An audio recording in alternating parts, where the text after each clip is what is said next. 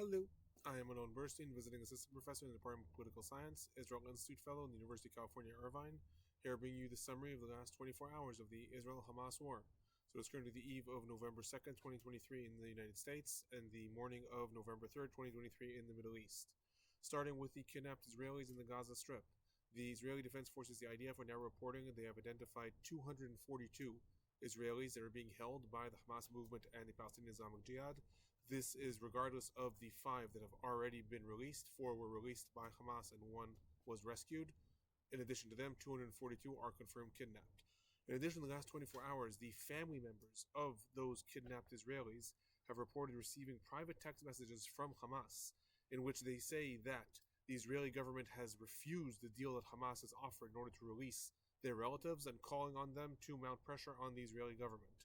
In addition, today, Benny Gantz, who is the former chief of staff and defense minister of Israel and currently part of the war cabinet in Israel, today stated as part of his speech that any Gazans that help in securing the release of hostages will be granted immunity to themselves and their families. So this is part of the ongoing pressure that either side is trying to mount on the other one, on the population, in order to help improve their position to release the hostages. Going on to the ongoing fighting within the Gaza Strip. Today there were substantial barrages of rockets and missiles sent from Gaza into Israel, mostly to the south and to the center of the country, so to the entire area surrounding Gaza and Ashdod, and there were missiles sent towards Beersheba as well.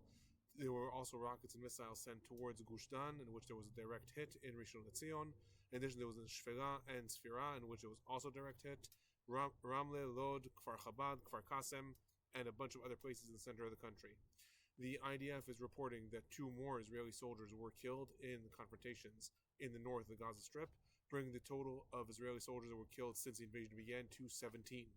The reason that number is larger than the extra 2 in addition to yesterday is because several soldiers died from their injuries in the last 24 hours.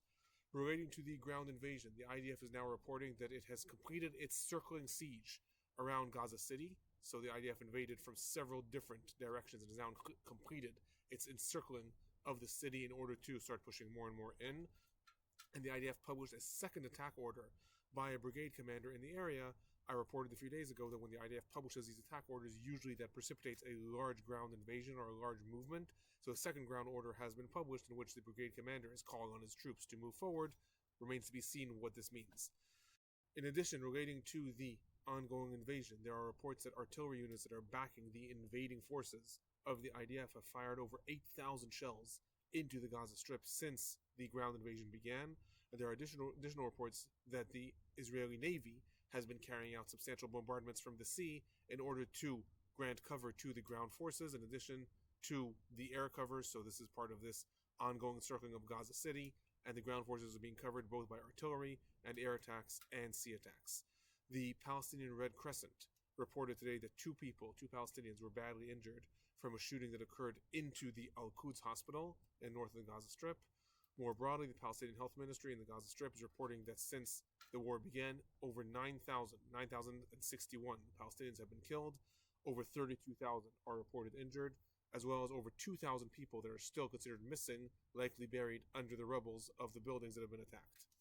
Moving on to the humanitarian situation in the Gaza Strip, Antony Blinken, U.S. Secretary of State, is due to arrive in Israel tomorrow. There are reports that he's going to push for a temporary ceasefire between Israel and Hamas in order to allow the entrance of humanitarian aid in exchange for hostage release. There are reports that Netanyahu himself is open to a temporary halting of the ongoing invasion, but not to what will be defined as a ceasefire.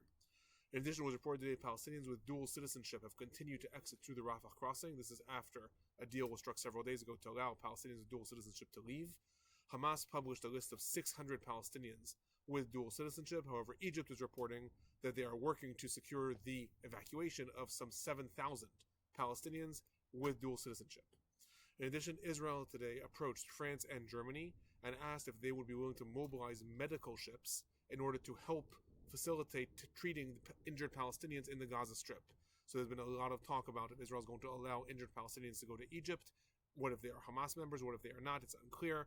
Right now, Israel has approached France and Germany in order to possibly facilitate with this intermediary solution of medical ships. Right now, that plan is still very up in the air. The United Arab Emirates today reported that they are going to treat 1,000 Gazan children in their hospitals Again, unclear how this is actually meant to happen since they currently cannot leave the Gaza Strip. Relating to the ongoing fuel crisis, I remind everyone that this relates to the situation that since the first days of the war, Israel cut off the electricity to the Gaza Strip, and most of the hospitals there are operating on generators, and there's an ongoing fuel crisis. The IDF Chief of Staff today stated that there have been warnings every day that the hospitals within the Gaza Strip are about to run out of fuel and their generators are going to run out.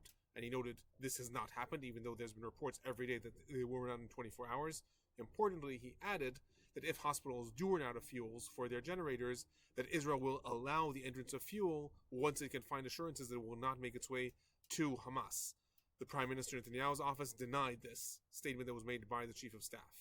In addition, there are reports today in Gaza that the Indonesian hospital is shutting down due to the lack of fuel. Responding to this, the IDF reminded everyone that it published yesterday a recording that it intercepted between Hamas and the administrator of the Indonesian hospital, in which Hamas is demanding that the administrator pass over to Hamas 1,000 liters of fuel that it had in its storage. Unclear if that happened or not. A total of 102 trucks carrying food, water, and medical supplies crossed into the Gaza Strip today. This is a substantial increase that is compared to several days ago. That is largely a result of deals that were struck between Israel, the United States, and Egypt. Moving on to the West Bank, in IDF activity today throughout the West Bank, several Palestinians were killed. In Jenin, 1 Palestinian was killed and 2 were injured in different IDF activities within the city. In addition, in Kilkilia, 1 Palestinian was killed, and in the area of Al-Bireh, a 14-year-old was killed in confrontations with the IDF. There were also other confrontations that occurred in the areas of Ramallah and Baitunia. A Palestinian attacker today shot at a settler in a car in the area of Shavei Shomron and Einav. 1 Israeli was killed. After the shooting, Israeli settlers stormed the Deir Sheref village and torched several Palestinian stores. As a result, there are reports that 2 Israelis were arrested. However, there are also initial reports they may have already been released. In addition, in the IDF activity throughout the West Bank, 49 Palestinians were arrested in the last 24 hours. 21 of these are reported to be Hamas members.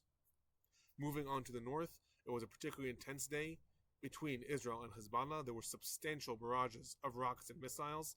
Rockets targeted upper and western Galilee, areas of Meron, Sfat, and there was a substantial anti-tank missile barrage that targeted different IDF outposts, Turmus, Avivim, and Pereg.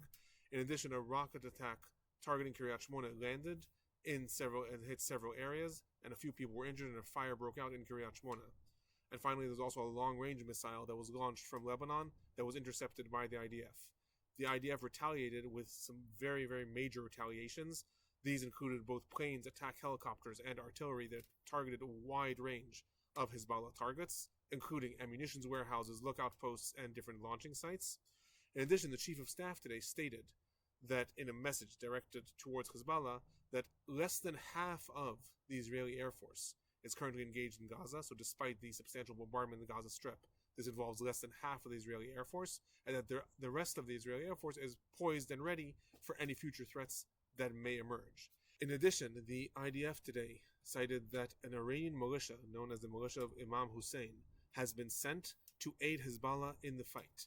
Now, it is unclear at this point what the role of this militia is. Are they there to aid Hezbollah? Hezbollah itself has not thrown its force into the conflict. Possibly this is another militia that's meant to do that instead. Unclear. In addition, there was a report today in CNN that U.S. intelligence has uncovered that Syria is planning to transfer to Hezbollah Russian anti-aircraft defenses, specifically SA-22. Those are very advanced anti-aircraft defenses. And the Wall Street Journal added to this that the Wagner Group, which has been very, very prominent in Syria, has been tasked with completing this transfer of anti-aircraft defenses to Hezbollah and possibly anti-tank weapons as well.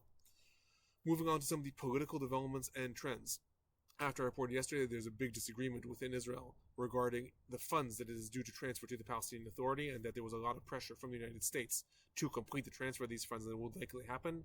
Indeed, today, the Israeli cabinet decided that it would transfer the funds that it is required to transfer to the Palestinian Authority. However, it is going to deduct the portion that it was supposed to transfer for the Gaza Strip. In addition, 3,200 Gazan Palestinian workers that have been held in Israel since the war began are going to be released back to the Gaza Strip. So these are workers that entered into Israel in the morning that the war began. They were part of the forces that work within Israel under permit. The minute the war began, they were all placed under arrest. now they are being returned to the Gaza Strip. In addition, there's an ongoing deterioration in the relationship between Israel and Russia. There have been several instances since the war began. Today, Russia stated in the United Nations that Israel does not have the right to defend itself since it is an occupying force. This was, of course, condemned by Israel and several other powers in the United Nations. Relating to some of the internal politics in the United States, after President Biden had stated that he is going to transfer an aid package to Israel of upwards of $14 billion, and this was going to be lumped together with an aid package to Ukraine, the U.S. House today, led by the Republicans, approved an aid package to Israel of $14.3 billion, separating this from the package to Ukraine as part of internal conflicts between the parties in the United States. There is some indication that the Democrats in the Senate are likely going to torpedo this. However, this ultimately may lead to some forestalling in that aid package.